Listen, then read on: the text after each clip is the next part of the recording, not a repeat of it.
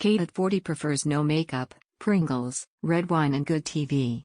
The Duchess of Cambridge turns 40 on January 9, 2022, and to celebrate we've put together a slideshow of her best looks through the years.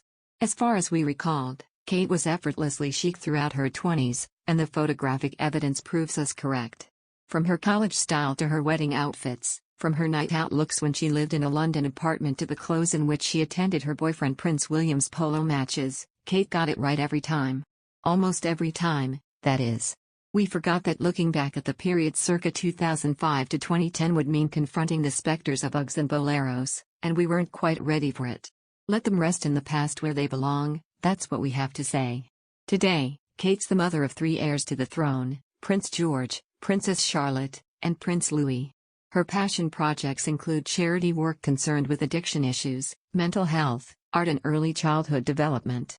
In a recent speech addressing a project that will investigate the importance of the first years of childhood, she said, "Only by working together can we bring about lasting change for the generations to come." The Duchess of Cambridge turns 40 today, on January 9, and to commemorate the royal's milestone birthday, Kensington Palace released 3 special new portraits of the princess yesterday. The photos were taken in November at London's Kew Gardens by photographer Paolo Riversi, and can we all agree they are all sorts of worthy of a future queen?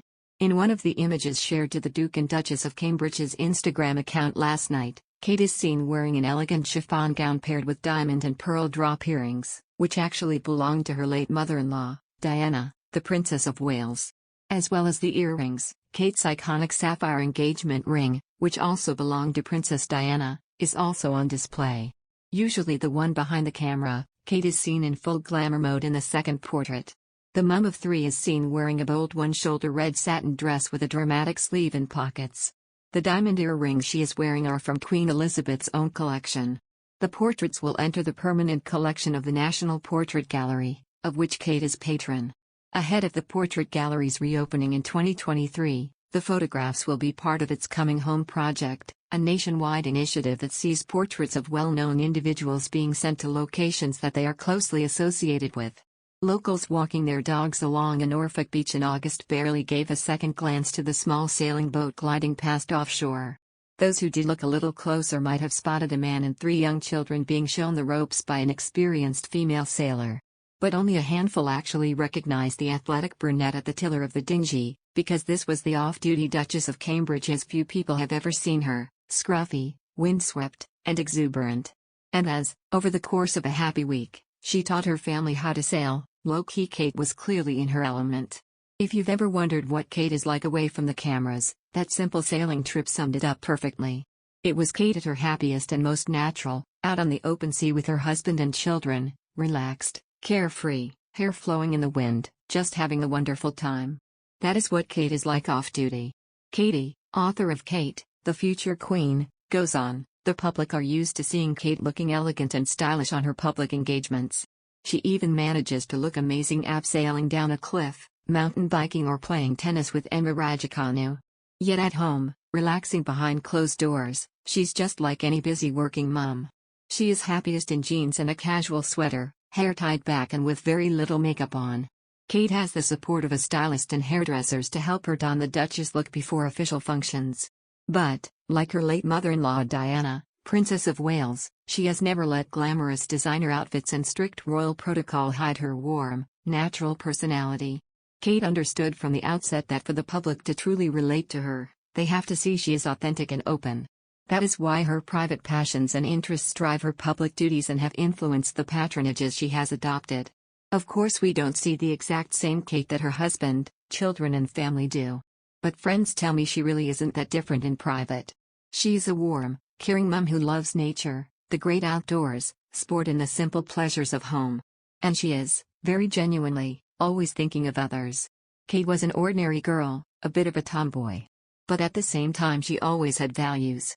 She was kind, just a lovely person. I think she's quite unique. She's as beautiful inside as out. And she knows about duty and putting others before herself. Kate is a giver, not a taker. Family has always come first for Kate, and when she and William first began dating he quickly fell for the joys of a Middleton family weekend, long walks, a pub lunch, tea in front of the fire, then a fiercely competitive game of backgammon or Trivial Pursuit. Back at St. Andrews, Kate helped William to improve his cooking skills, although both loved, and still do, an Indian takeaway or a pizza. They are also partial to Pringles and would munch through tin after tin while watching their favorite films and TV programs, with Kate sipping her favorite tipple, red wine. Kate has never had to worry about her figure as she plays so many sports. Tennis is her greatest love, and she showed off her impressive forehand when playing with the new US Open champion in September. She also loves hockey, cricket, athletics and volleyball and trained with an all-girl dragon boat crew in 2007. Kate learned to sail on family holidays in the Lake District as a child and spent part of her gap year crewing in around the world yacht race. She is now a patron of the sailing charity 1851 Trust. Kate impressed William with her skiing ability on their first holiday to Closters in 2008, and the pair both showed off their dance floor skills at university parties. Kate has a lovely voice and once sang in a church choir, but neither she or William are great fans of karaoke. But there's a first time for everything. Former Girls Aloud star Cheryl Tweedy revealed in her autobiography that Kate confessed that she dressed up as me on her hen night, in a bodysuit and split trousers, and sang Fight for This Love. Although she no longer plays the flute, Kate is said to be looking forward to helping her children learn to play the recorder. And she's already inspiring them with her love of art and photography. Kate studied history of art at university and her dissertation was titled Angels from Heaven, Lewis Carroll's photographic interpretation of childhood. Her own camera skills have improved in the past few years and her birthday portraits of the children have won praise from professionals. They have also given the family more precious time out of the spotlight. Kate likes nothing more than to take George, Charlotte and Louis to a playground, restaurant, the cinema or the local supermarket and go unnoticed. After her wedding, while still living in Anglesey with William, Kate would often pop to the shops without a fuss. She once tried on a wetsuit in a local surf shop and decided to buy it, only to discover she'd forgotten her purse. "I'll come back tomorrow," she said, giving a name and asking the owner to reserve it for her. It was only when a protection officer popped back in with the cash that he realized who Mrs. Cambridge was. Duncan Larcombe says the Cambridge's off-duty life is remarkably normal, thanks to Kate. He adds, she is happiest when she's got the children in the kitchen making cakes or jam, and a terrible mess, or when they are sitting around the table eating. But she and William also love taking them to a pub garden for a burger, where they often go almost unnoticed. Kate is preparing her family to sail into royal life by giving them a normal life. And we should all recognize that as a huge achievement. In 2001, Kate met William at St. Andrews University in Scotland. She was 19. At the time, some cruelly referred to the fact middle-class Kate was a commoner and before the couple's engagement was announced in 2010, she was nicknamed Lady Katie. But behind the scenes, William had been taking time to make sure Kate was truly ready for royal life. Richard says, it was very sensible in the circumstances for Kate and William to get to know each other over the length of time that they felt appropriate. But it can be hurtful seeing those headlines and obviously very stressful. William handled this by giving them as much privacy as possible, especially in the early years. And just as William has been there for Kate, she has been there for him, too. They are a mutual support for one another, Richard says. William and Kate are the perfect team. Another sign of Kate's growing confidence is how her sense of style has evolved over the years. And whatever she wears, whether it's a vest top and jeans or a dazzling gown, Kate's choice of clothing can sell out in seconds. Celebrity stylist Martine says, she is 100% a style icon. She ticks the style etiquette box that comes with the job, but is confident enough to express who she is. I love the more casual, preppy, classic side of Kate. And I absolutely love how she mixes high street brands with designer items. It makes her much more approachable. And the gold gown she wore to the Bond premiere was 100% iconic. It is just insane. It is Kate being Kate. She is making a statement, but doing it in a classic way. Becoming a mother in 2013 had a profound effect on Kate, and she often speaks about the guilt she feels as a working mom. But psychologist Lee says that parenting George, 8, Charlotte, 6, and 3-year-old Louis will have given Kate a vital new set of skills. What has become most obvious in recent years is how she has found a harmony of being a royal figurehead without losing her authenticity, he says. It is finding this groove that has given her a certain gravitas and influence, and motherhood has certainly amplified her evolution. Having 3 children and significant royal duties can be challenging, but motherhood itself is useful when bringing together a wider family, and certainly hones your communication skills, patience and presence. The Duchess has had a busy few months, and is no doubt quietly preparing for her mammoth role as the future queen when her husband takes the throne after his dad, Prince Charles.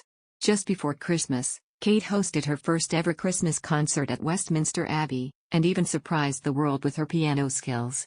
Kate has often recalled her happy childhood with parents Carol and Michael and siblings Pippa and James.